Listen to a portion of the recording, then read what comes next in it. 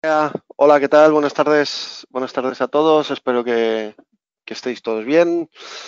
Y bueno, como os ha comentado Nerea, vamos a hablar sobre los diferentes tipos de certificados que tenemos y que usamos en Data Protector, para qué sirve cada uno de ellos, cómo podemos regenerarlos o personalizarlos.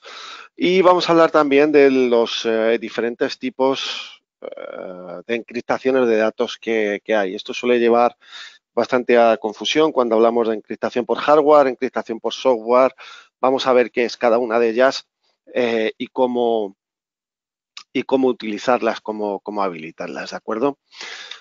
Empezamos por la agenda para hoy. Bueno, como os decía, vamos a ver diferentes tipos de certificados. ¿Qué certificados tenemos en el File Manager, en la parte del Application Server? ¿Para qué sirven?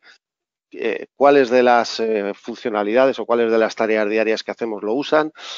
Certificados de clientes, configuraciones, cambios en las configuraciones que se han hecho en Common Criteria para obtener el certificado Common Criteria, gestión y manejo de la encriptación, y por último una pequeña introducción a la configuración de LDAP para los usuarios de Data Protector, ¿de acuerdo? Vamos a empezar por los certificados del Application Server. Como ya todos sabéis, dentro de Data Protector tenemos un servidor de aplicaciones corriendo en background, que ahora mismo es el que gestiona gran parte de las operaciones que se realizan con Data Protector. ¿Qué utiliza este certificado del servidor de aplicaciones? La consola gráfica, cuando nos vamos a conectar, el mensajito que nos aparece habitualmente, la consola web, la parte de Granular Recovery para VMware y la parte de REST API, ¿de acuerdo? Todo esto va por el puerto 7116 de TCP y también se utiliza internamente, aunque aparentemente no lo parezca, para la configuración o la integración con Reporting Server y con la integración de Office 365, ¿de acuerdo? Podemos tener dos tipos de certificados a nivel de Application Server. Podemos tener el propio certificado que trae Data Protector por sí mismo, ¿de acuerdo? O podemos generar un certificado personalizado. Eso sí, tiene que estar firmado, evidentemente, por una autoridad certificadora externa, e importarlo en el CManager. Luego veremos cómo hacer esto y qué opciones o qué peculiaridades tiene que tener este certificado, ¿vale? Lo primero que tenemos que tener claro es este certificado, el que nos aparece cuando hacemos la primera conexión desde una consola gráfica, es el que va a gestionar las conexiones entre la consola, los clientes, el cliente con la consola gráfica y el Cell Manager, ¿de acuerdo? Si por algún motivo ese cliente o el Cell Manager cambian de nombre, ya tenemos la necesidad de recrear ese certificado. Ese certificado está creado en base a dos parámetros, que es la dirección IP y el nombre de la máquina. Si esto no coincide, no nos va a dejar conectarnos, ¿de acuerdo? Si tenemos que crear un nuevo certificado para el Application Server, lo que tenemos que utilizar es el comando nigencer por el script nigencer.pl, ¿de acuerdo? Podemos hacerlo con la opción Recreate para crear uno nuevo, y si el nombre del Cell Manager ha cambiado, es necesario decirle con qué nombre tiene que crear ese nuevo certificado, ¿de acuerdo? Para eso utilizamos la variable del -server-id con el FQDN de la máquina, y podremos generar el certificado con el nuevo nombre de la máquina. Por supuesto, para reflejar todos estos cambios tenemos que hacer un restart de los servicios de Data Protector. Para aplicar un certificado de una entidad certificadora externa al Application Server, tenemos dos opciones. Crear la solicitud en el Cell Manager y firmarlo con una autoridad certificadora externa o importar el servidor y la clave privada que nos proporciona la entidad certificadora, ¿de acuerdo? Como os decía, si vamos a crear el certificado, tiene unos requerimientos, ¿de acuerdo? Que los tenéis aquí detallados. Si no, el certificado no será válido y no podremos utilizarlo, ¿de acuerdo? Por supuesto, también debe de tener estos requerimientos que veis aquí detallados en negrita. ¿Cómo creamos la solicitud en el Cell Manager y la firmamos con una entidad certificadora externa? Bueno, aquí tenéis el paso al paso. Básicamente, lo primero sería crear una copia de los certificados actuales, ¿de acuerdo? Crear la solicitud de firma del certificado y enviársela a la entidad certificadora asegurándonos que cumplimos los requerimientos que hemos visto anteriormente, ¿de acuerdo? Y la entidad nos enviará el certificado. Una vez que tenemos el certificado para el servidor, lo que hacemos es importar el certificado al application server, ¿de acuerdo? Todo esto con el OmniGear PL y reiniciamos los servicios de Data Protector para que el application server utilice este nuevo certificado que hemos creado, ¿de acuerdo? Si lo que queremos directamente es importar el certificado que nos envíen, bueno, el procedimiento no varía mucho y aquí lo tenéis detallado, ¿vale? Creamos la copia de los certificados actuales. Si hay una autoridad certificadora intermedia que esté involucrada, tenemos que crear los ficheros. Y una vez que nos envíen los certificados firmados, hacemos el import de los mismos. Como estos pasos son un poquito complejos, no son triviales, luego tendréis todos la presentación a vuestra disposición para que tengáis esta información guardada en caso de que necesitéis hacer cualquiera de estos procedimientos, ¿de acuerdo? Así podréis seguirlo paso a paso. ¿Cómo podemos comprobar que el certificado que hemos creado, que hemos importado es correcto? Nos vamos al Cell Manager, intentamos acceder por la consola web, ¿de acuerdo? Y veremos si en el propio navegador que utilicemos nos dirá si el certificado es seguro o no es seguro.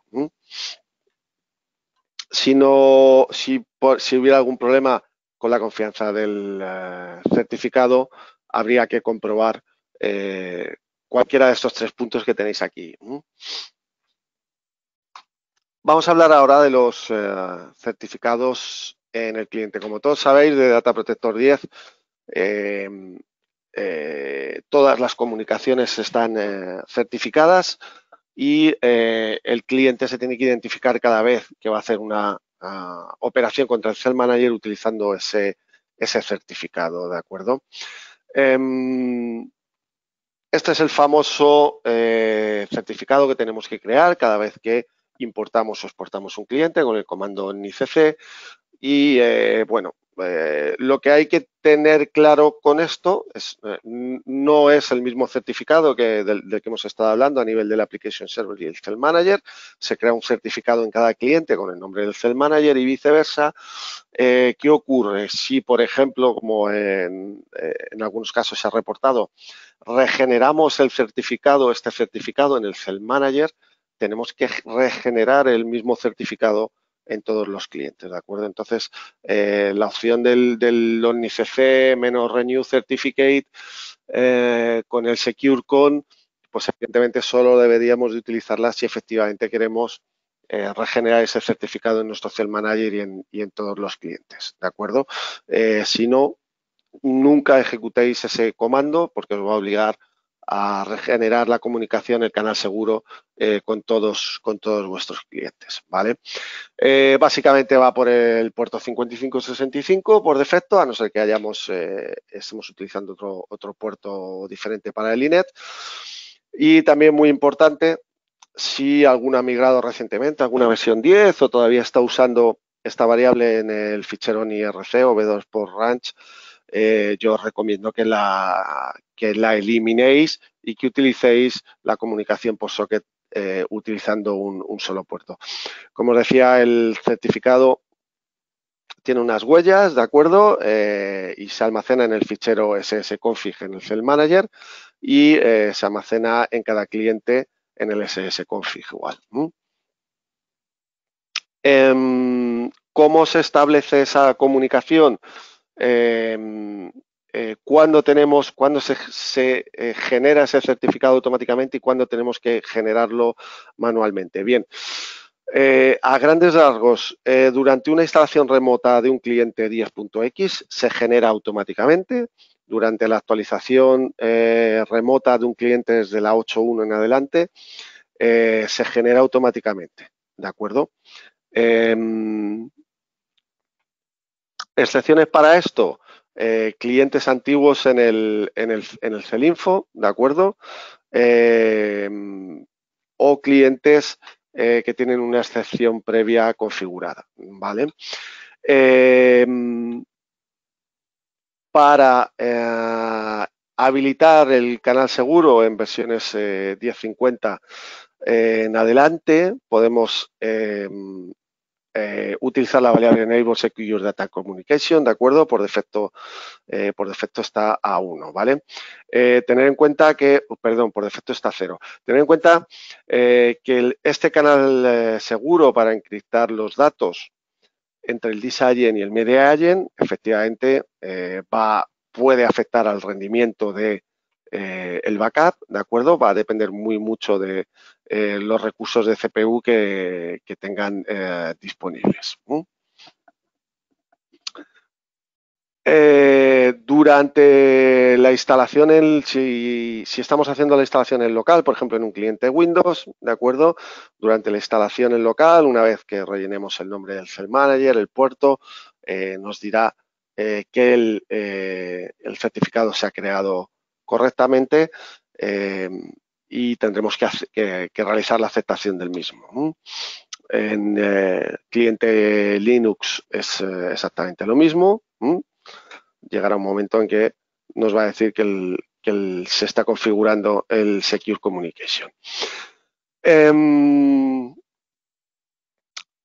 Después de crear el canal seguro hay que importar el cliente, ¿de acuerdo? Bueno, básicamente esto lo tenéis todo súper claro. Nombre del cliente, tipo Data Protector Client, nos va a decir cuál es el certificado por si queremos comprobarnos que es ese cliente exactamente y lo importamos, ¿de acuerdo? Podemos hacer la importación también desde línea de comando, ¿de acuerdo? Con el import host o con el update host y podemos confirmar también la validez del certificado ejecutando el get fingerprint, ¿de acuerdo? Nos tiene que dar la salida correcta. Como os decía, siempre hay que utilizar el import host y el update host con el secure una vez que exportemos un cliente de la celda. Siempre que lo exportemos hay que volver a recrear el canal de comunicación seguro. Como os decía, a modo de resumen, bueno, pues en un cliente 10, durante la instalación se acepta el certificado, es parte del proceso de instalación, no hay que hacer nada, ¿de acuerdo?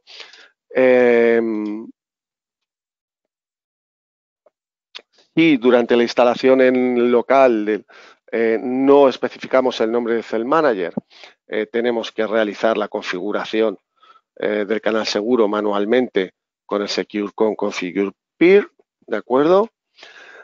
Habilitará el TLS 1.2 y para clientes heredados donde se hace una nueva instalación o se han exportado de SCL y se vuelven a importar y están en versiones 9.x o previas, hay que realizar una excepción en el canal de comunicación, ¿de acuerdo? Se puede realizar con el OmniCC menos SecureCon menos Configure Exception. Quizás es más fácil, como os pongo aquí, importar ese cliente con la variable de OpenVMS y directamente lo va a añadir a la lista de excepciones. Más fácil de recordar y con eso lo podéis importar, un cliente heredado o versión 9 en una celda 10, creando la excepción para que no utilice el canal de comunicación seguro, ¿vale? Bien, a modo de resumen, lo que hemos estado viendo, ¿vale? Cómo se acepta, cómo se genera y cómo se acepta el certificado durante la instalación, cómo hay que hacerlo si el nombre del Cell Manager no es configurado durante la instalación, y clientes exportados o clientes heredados o clientes que no soportan este canal seguro como los OpenVMS. Detalle importante para las instalaciones de Cell Manager en Cluster, especialmente no, las que no están las que son Cluster no Windows, ¿vale? Aquí tenemos el problema de que cada uno, cuando movemos el paquete de un lado a otro, vamos a utilizar el certificado que esté en esa máquina, que no va a coincidir, puede que coincida o no con el momento en el que se creó la instalación. Por lo tanto, la solución para evitar este problema de que un nodo utilice un certificado y el otro nodo utilice otro es usar el mismo certificado en todos los nodos físicos, ¿de acuerdo? Esto, como os digo, aplica instalaciones en clúster que no son de Windows, ServiceGuard, Infoscale o cualquier otro software de alta disponibilidad que podamos utilizar.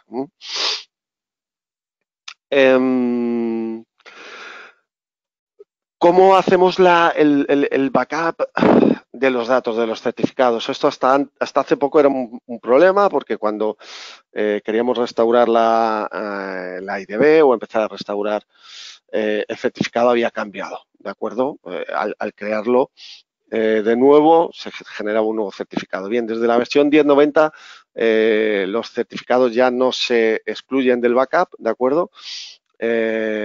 Y todos los ficheros críticos para la configuración, como el localhost-cer.pen, el localhost-key.enc y todo lo relativo al ssconfig, se incluye en el backup de la IDB, de tal manera que cuando restauramos la IDB podamos ser capaces de recuperar todos estos ficheros y los certificados, ¿de acuerdo?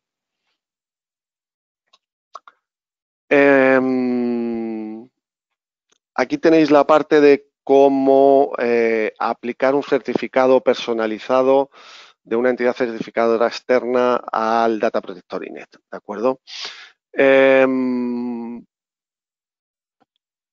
Tenéis toda la información aquí, ya os digo que os llegará. Básicamente crear la solicitud en el cliente o en el Cell Manager y firmarla en la autoridad certificada externa, ¿de acuerdo? Y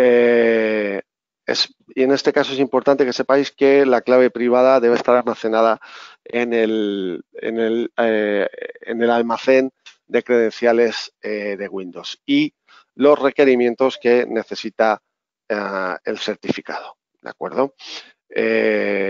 Si se modifica este certificado y la comunicación segura ya está establecida, ¿vale? Tenemos que reconfigurar los certificados con el cliente, con todos los clientes. Pasamos a la parte de Common Criteria Configuration. Common Criteria es un certificado que obtuvimos a partir de la versión 10.70, en el cual evidentemente certifica que Data Protector cumple todos los estándares y criterios de seguridad establecidos, ¿de acuerdo? Tanto en plataformas de hardware como en entornos virtuales. Aquí tenéis toda la información, podréis verla. Para versiones posteriores, bueno, la propia Micro Focus hace el seguimiento para asegurarse de que todas las funcionalidades siguen estando encriptadas y poder validarlos correctamente. Hay una serie de funcionalidades que están excluidas de este certificado. Aquí tenéis el detalle, la administración remota, ¿vale? Usando la consola gráfica de Data Protector en cualquier otro sistema que no sea el propio Cell Manager, ¿vale? La autentificación remota usando el EDAP o toda la parte de gestión a través de la REST API. ¿Qué cambios se hicieron en la versión 10.70 para poder obtener este certificado? Bueno, a grandes rasgos los tenéis aquí todos detallados, pero vamos, se habilita el BitLooker en los discos donde está Data Protector instalado. Solo se utilizan algoritmos criptográficos aprobados por FIPS, certificados firmados por entidades certificadoras para todas las comunicaciones, almacenamiento de las claves privadas en los certificados, los almacenes de certificados de Windows y bueno, otra serie de variables y de configuraciones que lo tenéis aquí todo detallado. Quizás lo que más os pueda interesar de todo esto es esta variable también, ¿de acuerdo? Que está habilitada ya por defecto para poder utilizar la KMS con las APIs encriptadas, ¿de acuerdo? ¿Qué más? ¿Qué más vamos a ver aquí? Bueno, paso a la parte de encriptación, de gestión de la encriptación. Que os decía, vamos a intentar detallar una vez más las dos principales fuentes de encriptación que tenemos, el Drive Basis Encryption y el Software Encryption, ¿de acuerdo? Son totalmente diferentes, una es por hardware y la otra es por software. La del hardware, Drive Based Encryption, es una funcionalidad que nos va a proporcionar bien la cinta, el drive LTO o la emulación que utilicemos, por ejemplo, si utilizamos StoreOnce. Y la otra es la encriptación por software con un certificado AES 256 que podemos configurar en nuestras especificaciones de backup. Por último, tenemos la antigua opción del encode, que es la que se utiliza por defecto para los dispositivos cloud nativos, ¿vale? A partir de la 1080, como habéis visto antes, hay partes de la IDB y de la configuración que están encriptadas y por lo tanto se encripta el backup de la IDB, ¿de acuerdo? Si no queremos utilizar esa encriptación del backup, tenemos que utilizar una variable que veremos luego a continuación. A nivel de encriptación de las cintas, todo se hace utilizando el Key Management Server, ¿de acuerdo? Y las llaves de desencriptación de las cintas se pueden exportar o importar en un Cell Manager si vamos a utilizar un Cell Manager diferente. Como cambió a raíz del Common Criteria Certification, la manera en que se encriptan, si queremos importar una cinta encriptada previamente de la versión 1050, no requiere esta variable del fichero en IRC para poder leer los datos correctamente, ¿de acuerdo? Bueno, aquí tenéis un pequeño gráfico de cómo se gestiona todas las comunicaciones y qué hace cada una de las partes, ¿de acuerdo? El MMD, evidentemente, es el que está gestionando los bloqueos de los dispositivos y todas las tareas de cintas. La Internal Database almacena la configuración del catálogo y la protección de los datos. El Key Management Server encripta almacena las claves de encriptación para las cintas. Application Server gestiona toda la autentificación, los servicios de autentificación con los usuarios.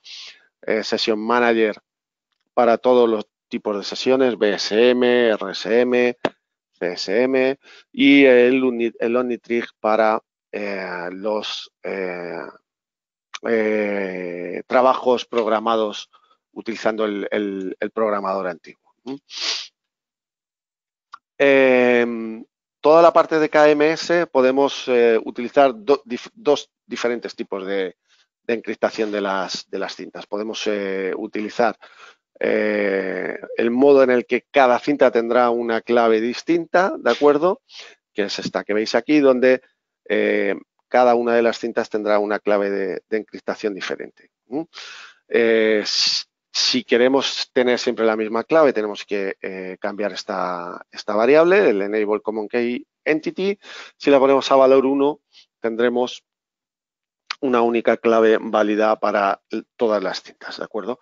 El proceso de exportación e importación de estas claves no va a variar, sea una o sean varias. Cuando hablamos de paso a la parte de la encriptación a nivel de hardware, ¿de acuerdo?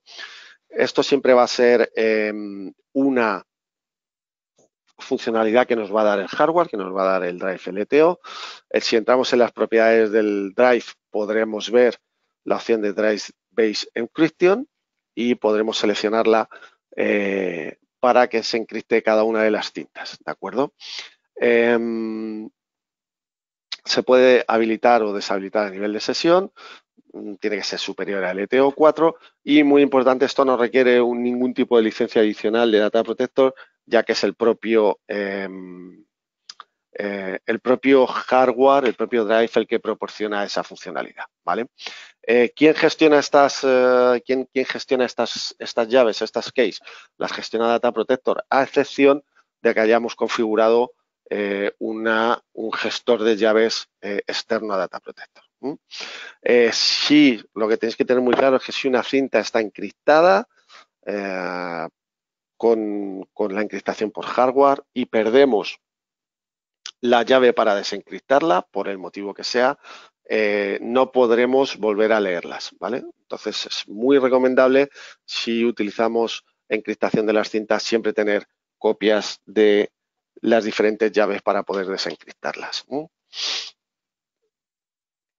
Encriptación por software. ¿Qué es lo que hace? Nos va a encriptar el dato con el certificado AES 256 bits que hablábamos, y lo va a encriptar desde que se lee en el disco de origen hasta que se escribe en el dispositivo de destino, ¿de acuerdo? No está recomendado en caso de utilizar de duplicación nativa o la encriptación o la comprensión por hardware, ¿de acuerdo? Siempre estas combinaciones básicamente lo que van a hacer es afectar al rendimiento del backup. Como os decía, la parte de encode no es segura por sí misma. Utilizar siempre el AES, si vais a utilizar la encriptación, el AES 256 bit, ¿de acuerdo? Solamente utilizar encode para backups a dispositivos en cloud de Amazon o Azure. Las claves de encriptación son generadas siempre por el propio Data Protector.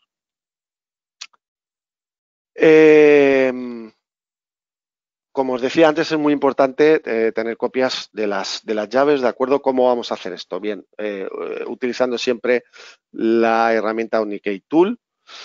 Muy importante, porque evidentemente, como es una información sensible, hay mucha gente que duda qué pasa si exporto las llaves de mi almacén de configuración de llaves. Siempre permanecen ahí. Una exportación es hacer una copia en un fichero de texto plano que luego podamos leer, ¿de acuerdo? Usando, como os digo, el comando Unikey Tool, podremos exportar e importar las encriptaciones, las llaves de un Cell Manager a otro o en su mismo Cell Manager, ¿de acuerdo? El comando tiene otras funciones, como un listado, mostrar los que están activos o los que no. Podemos exportar con diferentes opciones, ¿de acuerdo? Y desde la versión 10.50 se puede exportar a un binario, a un fichero CSV con password para que no sea posible la importación no autorizada de esas claves en otro Cell Manager.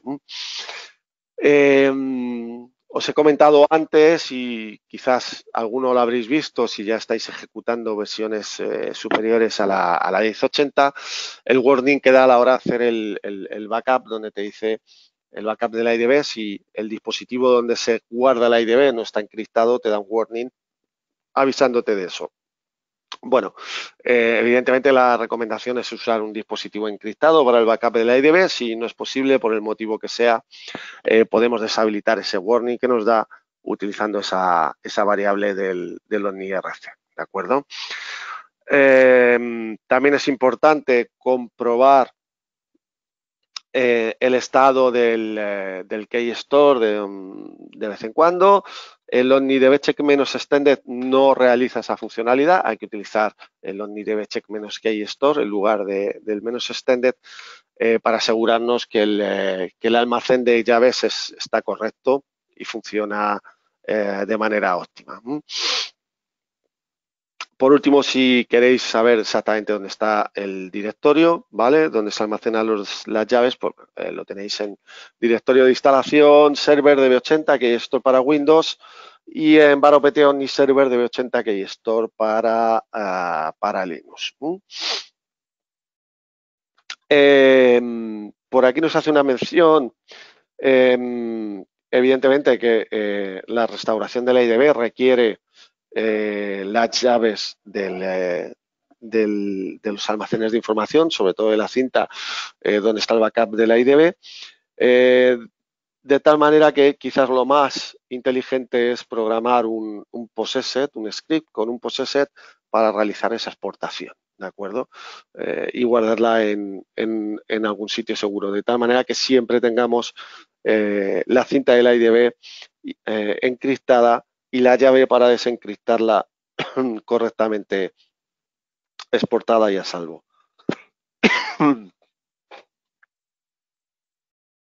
Bien, ¿cómo tenemos que restaurar la IDB en caso de que tengamos nuestra cinta encriptada?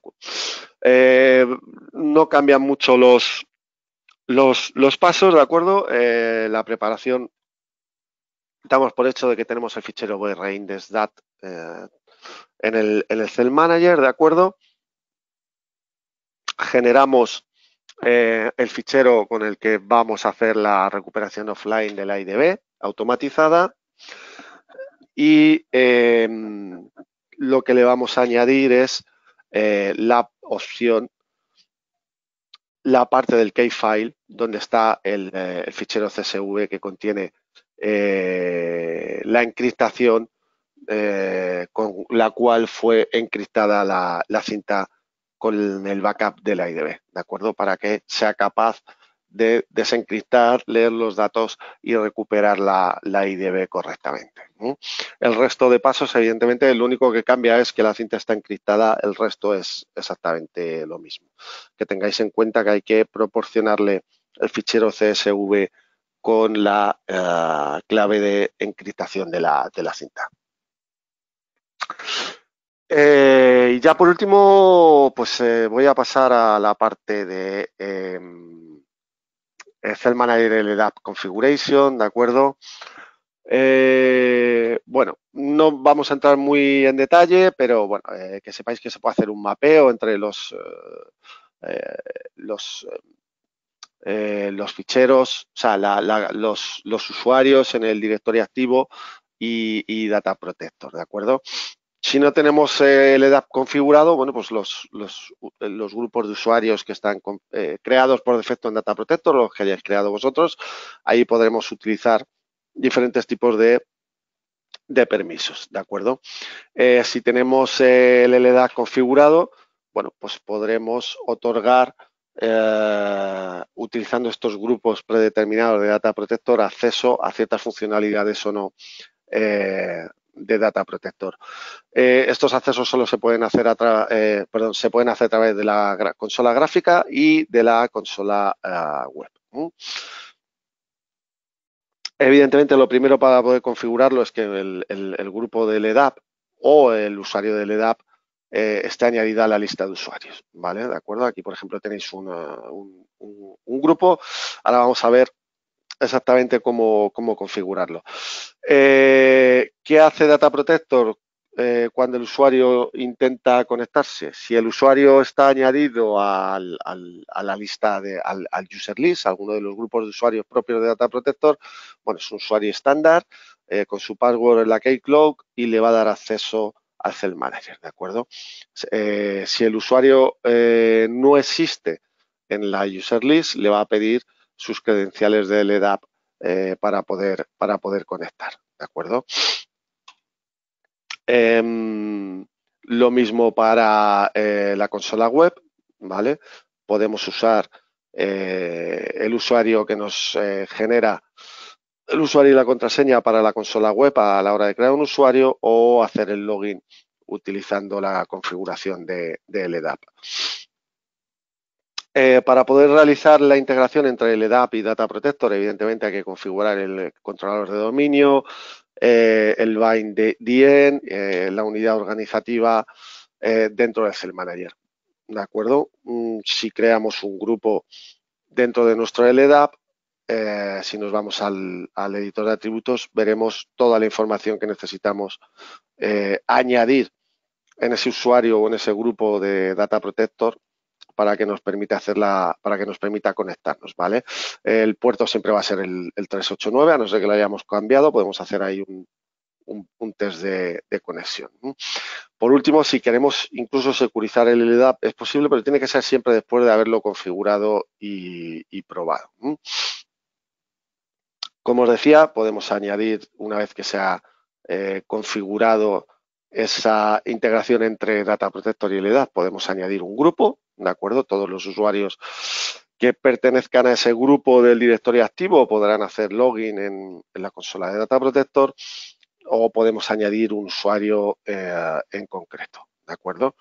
Dependiendo del grupo al que lo añadamos, pues tendrá más permisos o menos.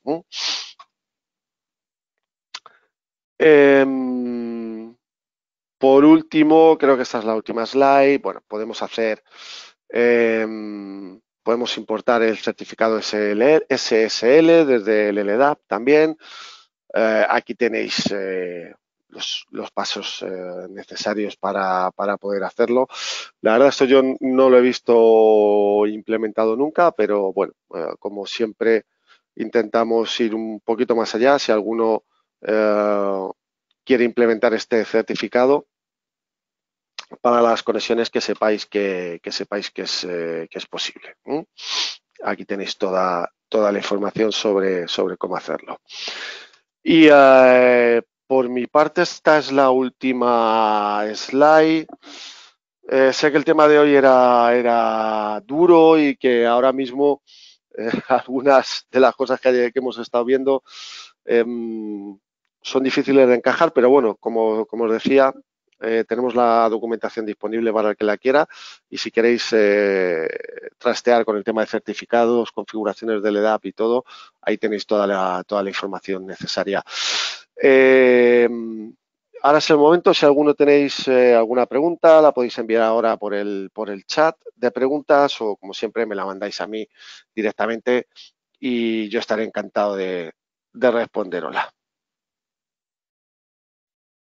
Bueno, pues veo que no hay preguntas, así que por mi parte nada más, agradeceros mucho vuestro tiempo y Nerea, con esto damos por finalizado el webinar de hoy. Muchas gracias a todos y nos vemos en la próxima. Saludos, adiós.